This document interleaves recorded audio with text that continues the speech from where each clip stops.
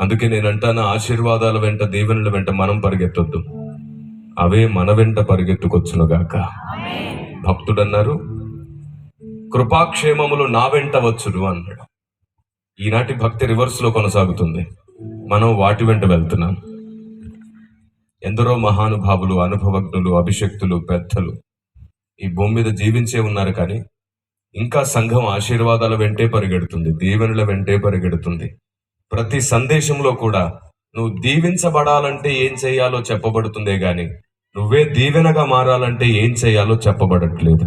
ఇది పరిశుద్ధాత్మ దేవుని స్వరం, దేవుని ప్రజలందరి కొరకు దిగి వచ్చిన దేవుని స్వరం.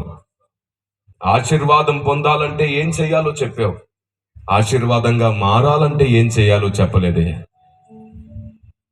మీకు తెలుసా, మనం ఆశీర్వాదంగా మారాలంటే దేవుడు యుగాలలో, తరాలలో, బైబిల్ గ్రంథంలో దాచిన అనేక రహస్యాలు, మర్మములు మనకు తెలియాలి. దైవ చిత్తానుసారమైన మర్మమును బట్టి మనకు సంపూర్ణ జ్ఞాన వివేచన వస్తుంది. అప్పటి వరకు మనకు సంపూర్ణత రాదు.